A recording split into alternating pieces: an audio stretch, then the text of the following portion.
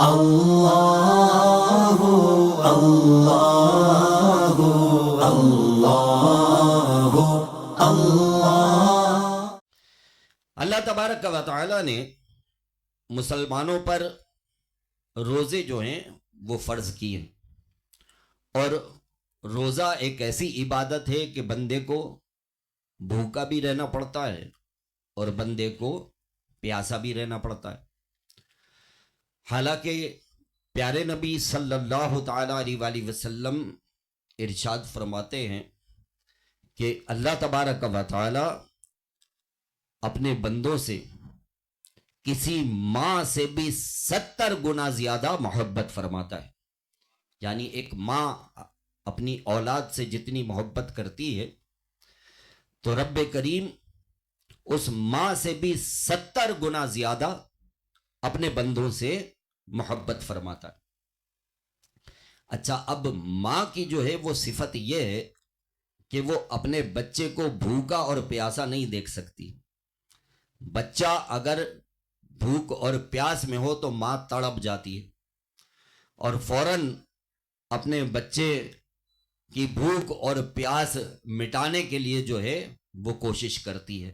مثلا بچہ شیر خوار ہے، ابھی چند مہینے کا ہے، دودھ پیتا ہے، رات میں بچے کو بھوک لگی، اس نے رونا شروع کر دیا، کون اٹھتا ہے؟ باپ تھوڑی اٹھتا ہے، نہ دادا دادی اٹھتے، نہ بہن بھائی اٹھتے ہیں۔ اپنی نیند سے کون بیدار ہوتا ہے؟ ماں بیدار ہوتی ہے، ماں جاگتی ہے، اور ماں بیدار ہو کر اپنے بچے کو دودھ پلاتی ہے تاکہ میرے بچے کی بھوک اور پیاس ختم ہو جائے۔ یہ ماں کی محبت ہے کہ وہ اپنے بچے کو بھوکا پیاسا نہیں دیکھ سکتی۔ بچہ تھوڑا اور بڑا ہوتا ہے، اسکول مدرسے جانے کے قابل ہو جاتا ہے، تو ماں صبح ہی صبح اٹھتی ہے، سب سو رہے ہوتے ہیں گھر والے، لیکن ماں صبح ہی صبح اٹھتی ہے، ناشتہ بناتی ہے اور اپنے بچے کو پیار سے اٹھاتی ہے، اس کو ناشتہ کراتی ہے، کھلاتی ہے، پلاتی ہے کہ میرا بچہ اسکول جا رہا ہے، میرا بچہ مدرسے جا رہا ہے، بھوکا پیاسا نہ جائے، کچھ کھا کے جائے تاکہ وہاں اس کو بھوک اور پیاس نہ لگے۔ ابھی بچہ اسکول اور مدرسے سے گھر آنے والا ہوتا ہے تو ماں کو یہ احساس ہوتا ہے کہ میرا بچہ بھوکا اور پیاسا گھر آئے گا، پہلے سے ہی کھانا پکا کے رکھتی ہے کہ تاکہ بچہ گھر پہ آئے تو اس کو کھانا اور پانی دیا جائے۔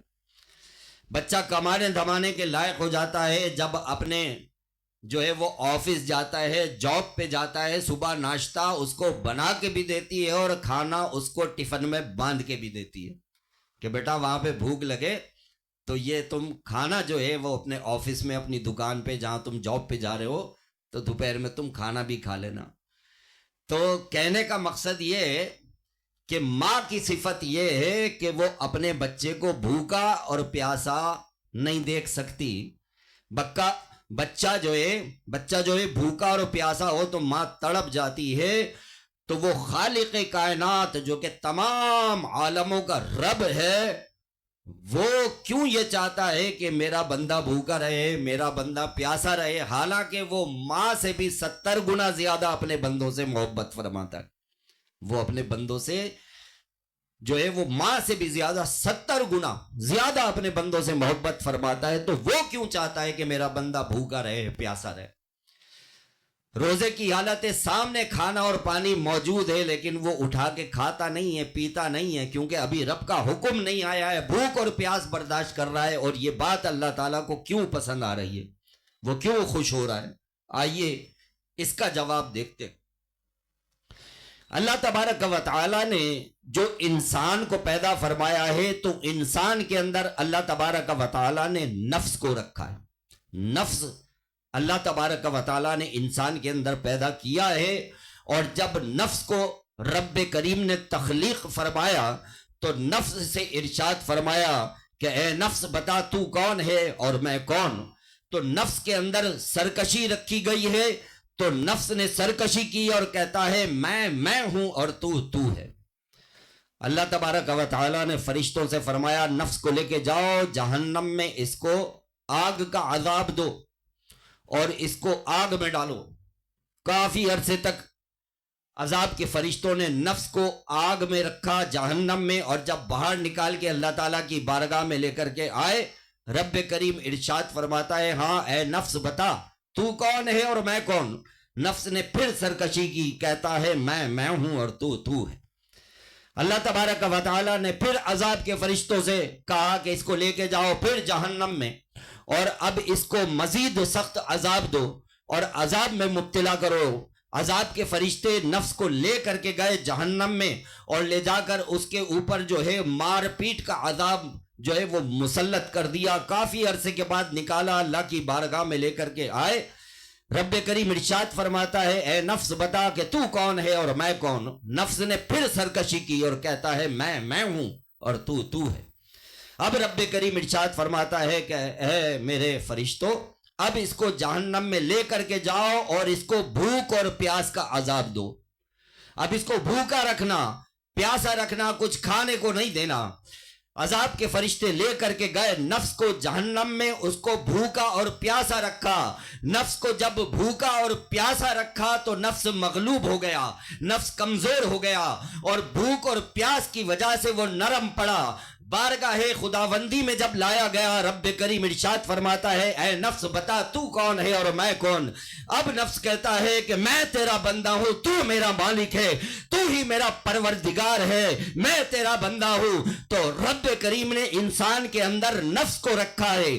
نفس بھوک اور پیاس سے نرم ہوتا ہے، نفس بھوک اور پیاس سے مغلوب ہوتا ہے۔ تو رب کریم یہ چاہتا ہے کہ میرے بندے تھوڑے دنوں کے لیے بھوک اور پیاس کو برداشت کر لیں، تاکہ ان کا نفس نرم ہو جائے، میرا فرما بردار ہو جائے، اور جب میرے بندوں کا نفس میرا فرما بردار ہو جائے گا تو پھر میں ان کو جنت کی نعمتیں عطا فرماؤں گا، پھر میں ان کو جنت کی اعلیٰ نعمتوں میں پہنچا دوں گا۔ تو یہ بھی تو اللہ تبارک و تعالیٰ کا ایک انداز محبت ہے، اظہار محبت ہے، تاکہ میرے بندے تھوڑے دنوں کے لیے بھوک اور پیاس کو برداشت کر لیں، ان کا نفس مغلوب ہو جائے، میرا فرما بردار ہو جائے، اور پھر ان کے لیے جنت کے دروازے کھول دیے جائیں۔ تو دیکھیں جیسے ہی رمضان شروع ہوتا ہے، تھوڑا سا بھوک اور پیاس برداشت کرو تو کیسا نفس مغلوب ہوتا ہے کہ بندے کا دل چاہتا ہے کہ میں مسجد میں جاؤں اور جا کے نماز پڑھوں، کیسا مسجدوں میں رش لگ جاتا ہے۔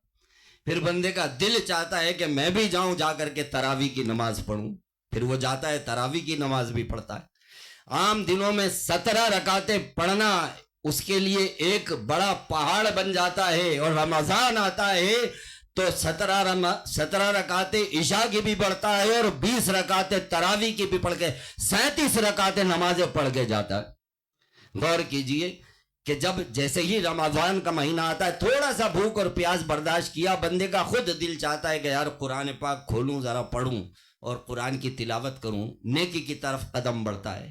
تو یہ اس بات کا اشارہ ہے کہ نفس جو ہے وہ بھوک اور پیاس سے مغلوب ہوتا ہے۔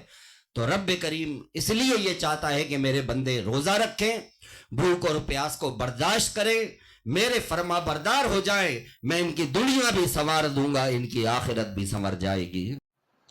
اگر آپ کو یہ ویڈیو پسند آئی ہو تو اس ویڈیو کو لائک کریں، کامنٹس کریں، شیئر کریں، اور میرے اس چینل کو سبسکرائب کریں۔ جزاک اللہ خیر۔